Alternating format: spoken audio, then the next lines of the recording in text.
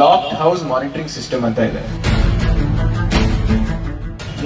ನಿಮ್ಮ ಮನೆಯಲ್ಲಿ ಒಂದು 4 ಜನ ಇದ್ದು ಅವರು ಒಂದು ಪ್ರವಾಸಕ್ಕೆ ಹೋಗ್ತಾರೆ ಅನ್ಕೊಳ್ಳಿ. ಸೊ ನಿಮ್ಮ ಮನೆ ಕದ ಹಾಕಿರುತ್ತೆ, 4 ದಿನ ಯಾರು ಇರಲ್ಲ ಅಂತ ಹೇಳಿದ್ರೆ ಪೊಲೀಸ್ ಇಲಾಖೆಗೆ ನೀವು ನಮ್ಮ ಕಂಟ್ರೋಲ್ ರೂಮ್ 112ಕ್ಕೆ ಫೋನ್ ಮಾಡಿ, ಅಥವಾ ನಮ್ಮ ಕಂಟ್ರೋಲ್ ರೂಮ್ಗೆ ಫೋನ್ ಮಾಡಿ, ಅಥವಾ ನಮ್ದು ಪ್ರ ಅಲ್ಲಿ ಬಂದು ಹೇಳಿ, ಈ ತರ ನಾನು ಪ್ರವಾಸಕ್ಕೆ ಹೋಗ್ತಿದ್ವಿ, 4 ದಿನ ಮನೇಲಿ ಇರಲ್ಲ, ಆ ಸಮಯದಲ್ಲಿ ನೀವು ನಮ್ಮ ಮನೆಗೆ ಭದ್ರತೆ ಕೊಡಿ ಅಂತ ಹೇಳಿ ನೀವು ಕೇಳ್ಬೋದು. ನಮ್ಮ ಹತ್ರ ಇಲ್ಲದೆ ಅಂತ ಒಂದು 30 ಕ್ಯಾಮ್ರಾ ಇದೆ, ಇದಕ್ಕೆ ಆಡಿಯೋ ವಿಡಿಯೋ 2 ಬರುತ್ತೆ. ನೀವು ಕೇಳಿದ್ರೆ ಬಂದು ನಮ್ಮ ಕಂಟ್ರೋಲ್ ರೂಮ್ ಅವರು ನಿಮ್ ಮನೆ ಒಳಗಡೆ ನಿಮ್ಮ ಬಾಕ್ಲಿಗೆ ಫೇಸ್ ಮಾಡೋ ತರ ಒಂದು ಕ್ಯಾಮ್ರಾನ ಕೂಡ್ಸಿಟ್ಟು ಫ್ರೀ ಆಗಿ ಇಟ್ಟು, ಇದು 24 hours ಓಡ್ತಾ ಇರುತ್ತೆ.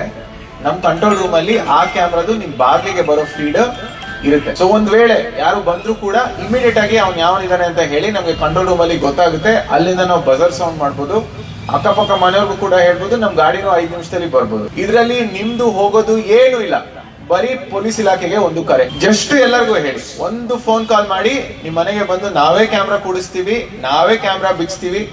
ನಿಮ್ಮ ಜೋಬಿಂದ 1 ರೂಪಾಯಿ ಖರ್ಚು ಮಾಡೋದು ಅವಶ್ಯಕತೆ ಇಲ್ಲ.